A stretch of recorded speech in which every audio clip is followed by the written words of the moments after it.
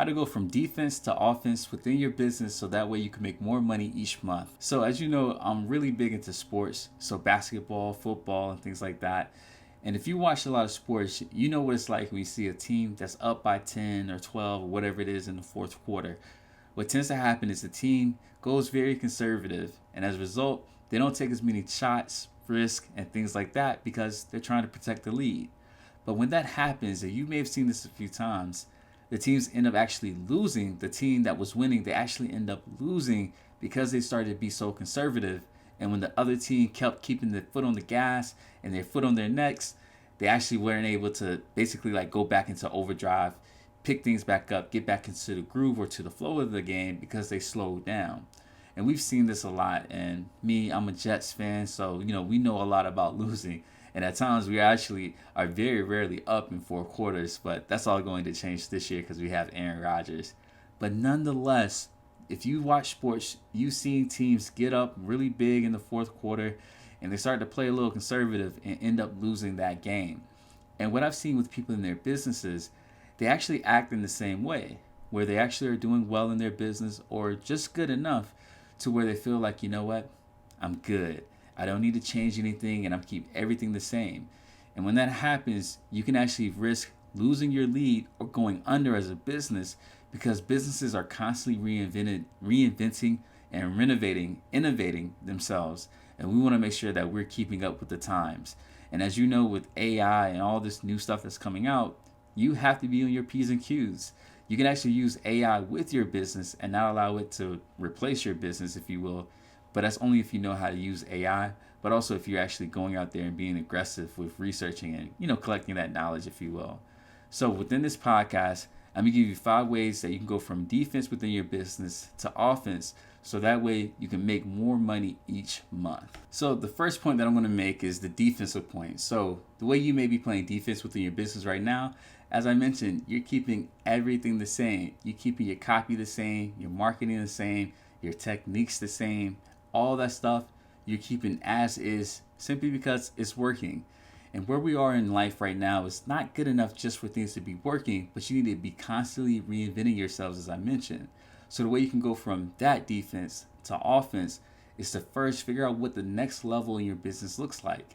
Again, things are great. So for instance, you may be making 6 figures on the dot, right? 100 grand each year. I would ask you, how can you go from 100 grand to 150 or maybe even 200? What things would I have to reinvent, right? For me personally, I increased my prices a lot this year. Because of that, I had to change a lot of the ways that I was marketing. Now, with the way that I was marketing previously, it garnered a certain demographic, and that was great for a time being. But I wanted more. I got a little, let's say, bored, if you will. Even though I love what I do, I felt a little bored, and I felt like, you know what? There's another demographic of people that I want to work with, and there's a subset of problems that I absolutely love working with. So I went out there and I'm getting those people. But to do that, I had to change things up. And because of that, I'm on pace to make more money this year than I made last year. But I had to know what that next level looked like. So that's why you have to start off with a goal. And once you have that goal, you have to create a plan of action to execute on that goal. So first, figure out what that next stage looked like. And then let's start to experiment. Experiment with different copy on your website, on your ads, whatever it is that you're using. And let's see if we can garner a higher ROI, better conversion rates, all those things. So that's how you can go from defense to offense within your business. All right, second, and I was bad at this, okay? I'm not gonna lie. Like the second point I struggled with, and now I'm seeing the benefits of getting out of this. So the second point I want to make is that the defensive point, right? The way you're playing defense within your business right now is that you're doing everything yourself. You're not delegating anything because you have a scarcity mindset. You're trying to protect your bottom line. And you know that if you give that money away for that first month, or let's say first week, whatever it is, hey, things may not work. You may find yourself losing money. But that's okay. Why? Because again, with the first point we made, we want to experiment. We want to test things out. And if you want, you can copy your pages. So copy your website, copy your landing page, copy your copy, all that stuff.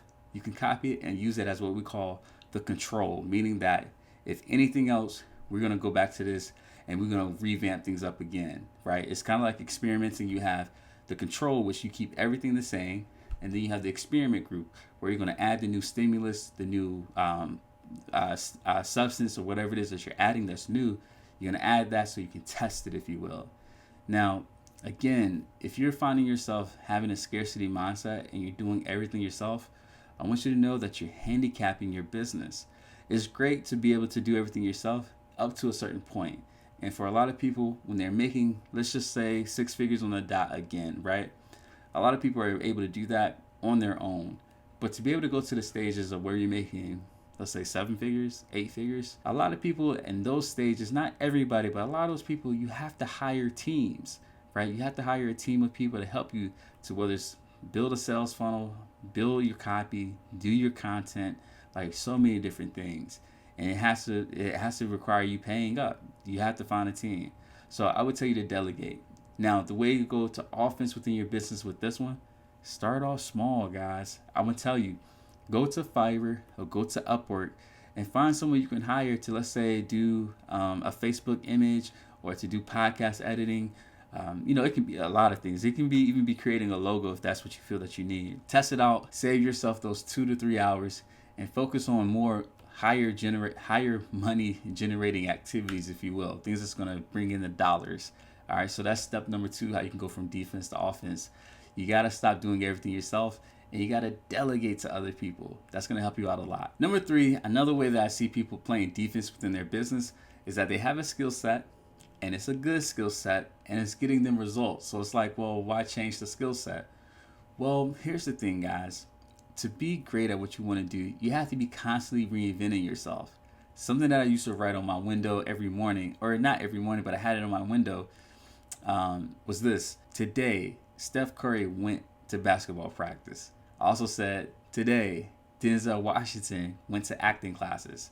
Today, LeBron James went to basketball practice. So you may be asking yourself, why did I write these things? Well, I want to show you that even though these guys are the absolute best at what it is that they do, they still go to practice.